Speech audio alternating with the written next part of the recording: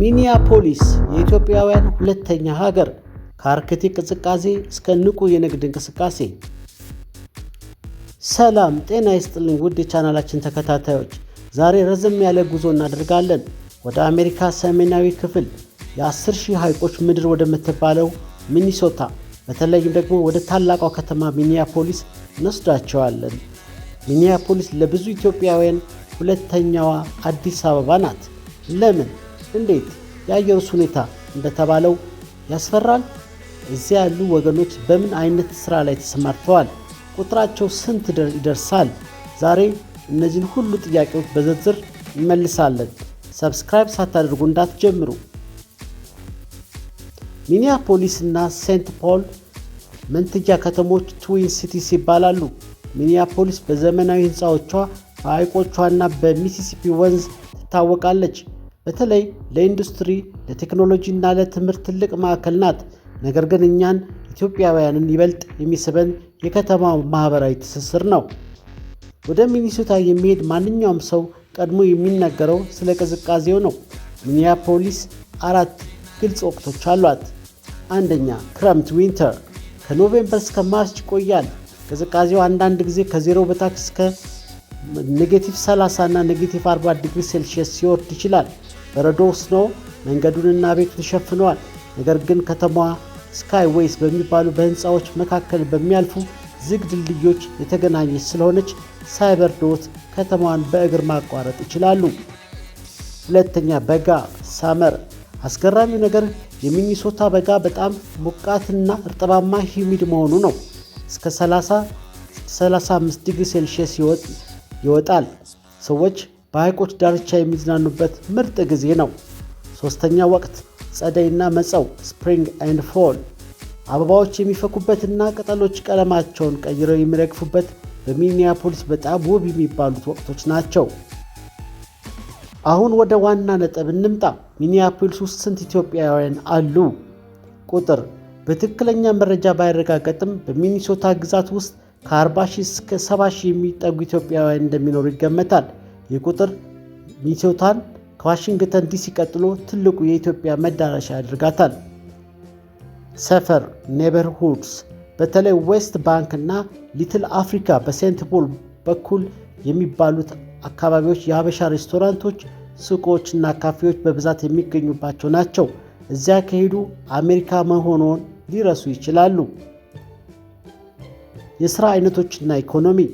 ኢትዮጵያውያን በሚኒያፖሊስ በሁሉም የሥራ ዘርፎች ንቁ ተሳትፎ አላቸው። አንደኛ፣ ንግድ። የሀበሻ ምግብ ቤቶች፣ የግሮሰሪ ሱቆች እና ትራንስፖርት ድርጅቶች በሰፊው ይገኛሉ። ሁለተኛ፣ ጤና ጥበቃ።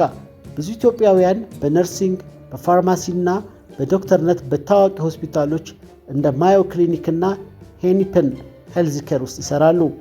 የትራንስፖርት ዘርፍ፣ የታክሲ እና የኡበር ሊፍት አሽከርካሪዎች እንዲሁም የከባድ መኪና ትራክ ኦፕሬተሮች በብዛት ይገኛሉ። አራተኛ፣ ቴክኖሎጂ እና ትምህርት። ወጣቱ ትውልድ በሶፍትዌር ኢንጂነሪንግ እና በዩኒቨርሲቲ ፕሮፌሰርነት ከፍተኛ ደረጃ ላይ ደርሰዋል። በአጠቃላይ ሚኒያፖሊስ ቅዝቃዜ ቢኖራትም የኢትዮጵያውያን ፍቅርና አንድነት ከተማዋን ሙቅ ያደርጋታል። የእምነት ተቋማት፣ አብያተ ክርስቲያናትና መስጊዶች ማኅበረሰቡን በማስተሳሰር ረገድ ትልቅ ሚና ይጫወታሉ። ሚኒያፖሊስ ለመኖር ብቻ ሳይሆን ጠንክሮ ለሚሠራ ሰው ትልቅ ዕድል የምትሰጥ ከተማ ናት። እናንተ በሚኒሶታ የምትኖሩ ከሆነ ስለ ቅዝቃዜው ያላችሁን አስቂኝ ትዝታ ኮሜንት ላይ ያካፍሉን። ቪዲዮን ላይክ በማድረጋችሁን አትርሱ። ሚኒያፖሊስ በታላላቅ ሐይቆቿ፣ በዘመናዊ ኪነ ጥበብ ማዕከልነቷ እና በደመቀው የኢትዮጵያን ማኅበረሰብ የምትታወቅ ማራኪ ከተማ ናት። ለጉብኝት ወደ ከተማ ከሚያቀኑ ከሆነ ሊያመልጡ የማይገቡ ዋና ዋና ቦታዎች ዝርዝር ነው። ታዋቂ የመዝናኛና የተፈጥሮ ስፍራዎች፣ ሚኒሃሃ ፏፏቴ፣ ሚኒሃሃ ፎልስ በከተማዋ እምብርት ውስጥ የሚገኝ አስደናቂ የ53 ጫማ ፏፏቴ ነው። እዚህ ፓርክ ውስጥ ለእግር ጉዞ፣ ለብስክሌት ግልቢያና ለሽርሽር ፒክኒክ የሚሆኑ ሰፊ ቦታዎች አሉ። ሁለተኛ፣ የሐይቆች ሰንሰለት ቼን ኦፍ ሌክስ፣ ቢዴ ማካሳካ ሃሪየት ሐይቅ እና አይልስ ሐይቅ ሌክ ኦፍ ዘ አይልስ የሚባሉትን ያካትታል። በበጋ ወቅት በጀልባ ለመዝናናት በክረምት ደግሞ በበረዶ ላይ ለመንሸራተት ተመራጭ ናቸው። ስቶን አርክ ብሪጅ በሚሲሲፒ ወንዝ ላይ የተገነባ ታሪካዊ ድልድይ ሲሆን የከተማዋ ዘመናዊ ሰማይ ጠቀስ ፎቆች ስካይላይን ለማየት ፎቶ ለመነሳት ምርጡ ቦታ ነው። የገበያና ኪነ ጥበባት ማዕከል ሞል ኦፍ አሜሪካ ምንም እንኳን በብሉሚንግተን ከከተማ ወጣ ብሎ ቢገኝም በአሜሪካ ትልቁ የገበያ ማዕከል በመሆኑ የግድ መጎብኘት አለበት። በውስጡ ትልቅ የመዝናኛ ፓርክ እና የአሳ ማሳያ አኳሪየም ይዟል። ሚኒያፖሊስ የቅርጻቅርጽ የአትክልት ስፍራ ሚኒያፖሊስ ስካልፕቸር ጋርደን ታዋቂው ስፑን ብሪጅ ኤንድ ቼሪ የሚገኝበት ቦታ ነው። ለኪነ ጥበብ አፍቃሪዎች ልዩ ስሜት የሚሰጥ ክፍት አየር ሙዚየም ነው። ሜል ሲቲ ሙዚየም አዲስ አበባ ውስጥ እንዳለው የዱቄት ፋብሪካ ታሪክ። ይህ ሙዚየም ከተማዋ በአንድ ወቅት የዓለም የዱቄት መዲና የነበረችበትን ታሪክ ይተርካል። ለኢትዮጵያውያን ልዩ ቦታ ዌስት ባንክ ሴዳር ሪቨርሳይድ። ይህ አካባቢ የብዙ ኢትዮጵያውያንና ሶማሊያውያን መኖሪያ የንግድ ማዕከል ነው። እዚህ እንደ ሬድ ሲ እና ዲላ ያሉ ታዋቂ የሀበሻ ምግብ ቤቶችን ያገኛሉ። ኢትዮጵያውያን ሬስቶራንቶች እንደ ቦሌ ኢትዮጵያን ኩዚን ያሉ ቦታዎችን ለኢትዮጵያ ብቻ ሳይሆን ለሌሎች ዜጎችም ተመራጭ መዝናኛ ስፍራዎች ናቸው። ሴንት ፖል ካቴድራል ከመንትያ ከተማ ሴንት ፖል የሚገኝ ድንቅ ሕንፃ ሲሆን በታሪካዊነቱ እና በውበቱ ይጎበኛል። የምሽት ሕይወት ናይት ላይፍ ከተማዋ የማተኛባቸው ሰዓታት። ሚኒያፖሊስ የኪነ ጥበብና የሙዚቃ ከተማ ናት። በተለይ በምሽት ከተማዋ ሌላ መልክ ትይዛለች። ፈርስት አቬኒው ይህ የሙዚቃ ክለብ የከተማዋ ታሪካዊ ቦታ ነው። ታዋቂ ዘፋኝ ፕሪንሰስ ስራዎቹ የጀመረበትና ፐርፕል ሬይን የተሰኘው ፊልም የተቀረጸበት ቦታ ነው። ዛሬም ድረስ የከተማዋ የምሽት ሕይወት ማዕከል ነው።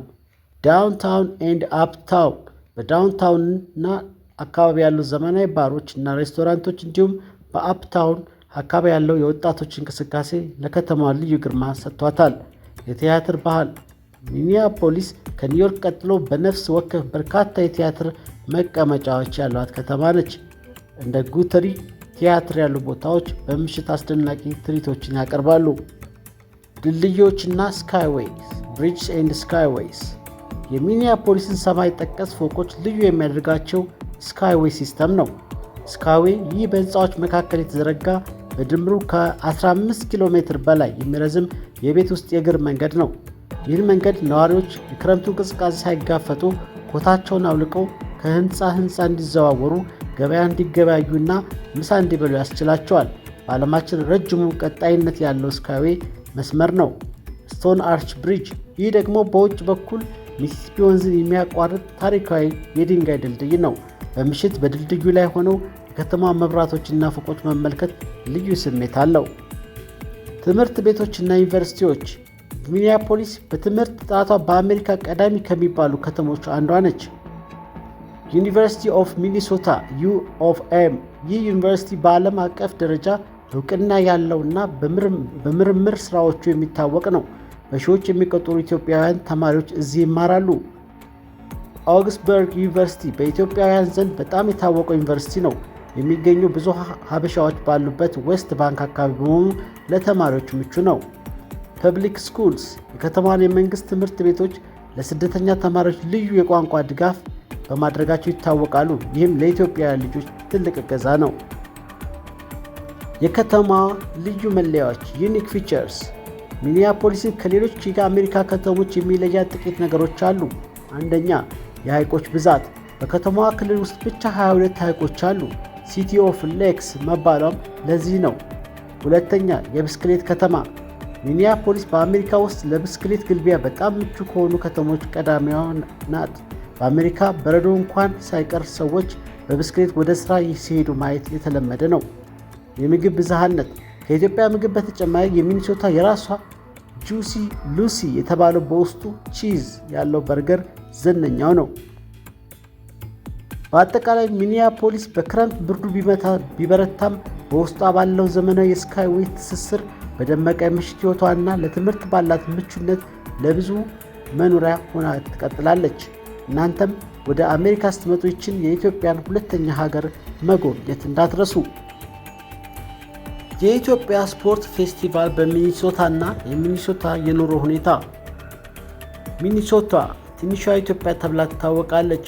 በቅርቡ በወጣው መረጃ መሰረት 43ኛው ዓመታዊ የኢትዮጵያን የባህልና ስፖርት ፌስቲቫል ከሰኔ 27 እስከ ሐምሌ 4 ቀን 2026 ጁን 27 እስከ ጁላይ 4 2026 በሚኒሶታ ይካሄዳል። ይህ በዓለም ዙሪያ የሚገኙ ኢትዮጵያውያን የሚሰባሰቡበት ትልቁ የዳያስፖራ መድረክ ነው። ከእግር ኳስ ጨዋታዎች ባሻገር የባህል ልብስ ሽያጭ፣ የሀገር ውስጥ ምግቦች፣ ሙዚቃና የንግድ ትስስር የሚፈጠርበት ሳምንት ነው።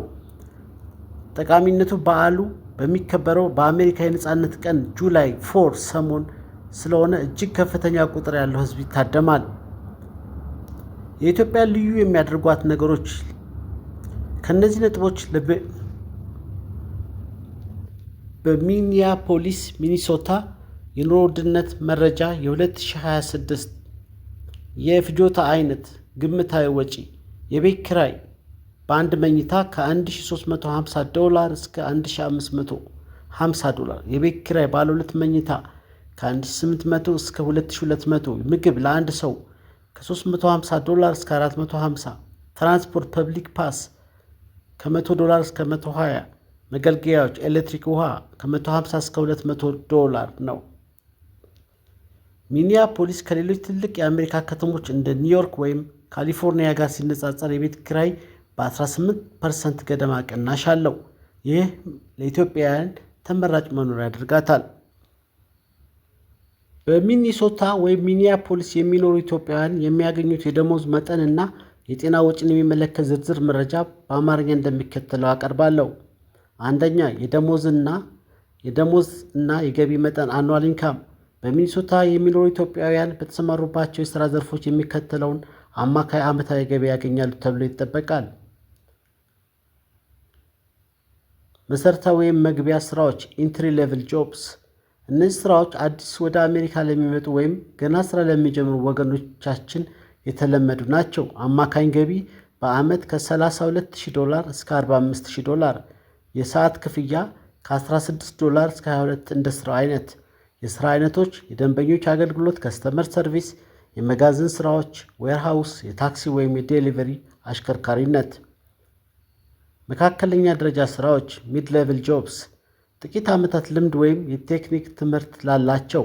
አማካኝ ገቢ በዓመት ከ$55,000 እስከ $85,000። የሥራ አይነቶች ነርሲንግ፣ አርኤን፣ ኤልፒኤን፣ የአስተዳደር ረዳት አድሚኒስትሬቲቭ አሲስታንት፣ የትራክተር አሽከርካሪነት ትራክ ድራይቪንግ። ሶስተኛ፣ ከፍተኛ ተከፋይ ሥራዎች ሃይ ፔይንግ ጆብስ፣ ከፍተኛ ትምህርትና የረጅም ጊዜ ልምድ ለሚጠይቁ ሙያዎች። አማካኝ ገቢ በዓመት ከ$100,000 እስከ $150,000 እና ፕላስ ከዛ በላይ። የሥራ አይነቶች የጤና ባለሙያዎች ዶክተርስ፣ ስፔሻሊስት፣ ኮምፒውተር ሶፍትዌር መሐንዲሶች አይቲ ሶፍትዌር ኢንጂነርስ፣ የፕሮጀክት ማኔጅመንት እና የፋይናንስ አማካሪዎች። የጤና ኢንሹራንስ እና የሕክምና ወጪ ሄልዝ ኬር ኮስት። በአሜሪካ በተለይም በሚኒሶታ የጤና ወጪ በጣም ውድ ሊሆን ይችላል። ለ2026 የሚጠበቁ መረጃዎች የወር ክፍያ መንዝሊ ፕሪሚየም በግል ወይም በኤምኤን ሹር የመንግስት ገበያ ለሚገዛ ኢንሹራንስ ለአንድ ሰው በአማካኝ ከ$240 እስከ $750 በወር ሊከፍል ይችላል። ይህ እንደ ዕድሜና እንደ ኢንሹራንስ አይነት ይለያያል። 2026 ላይ ኢንሹራንስ ዋጋዎች ካለፈው ዓመት ጋር ሲነጻጸሩ ከ13% እስከ 30% ጭማሪ ያሳያሉ ተብሎ ይጠበቃል። ከኪስ የሚወጣ ወጪ ኢንሹራንስ ቢኖርም እንኳን ለሕክምና መጀመሪያ በራስ የምትከፍለው ዲዳክተብል ከ$3,000 እስከ $8,000 ሊደርስ ይችላል። ጠቃሚ መረጃ፣ ብዙ ኢትዮጵያውያን የሚቀጠሩባቸው ትልቅ ኩባንያዎች የጤና ኢንሹራንስ ወጪውን በከፊል ስለሚሸፍኑላቸው ሰራተኛው በወር የሚከፍለው ክፍያ በጣም አነስተኛ ሊሆን ይችላል።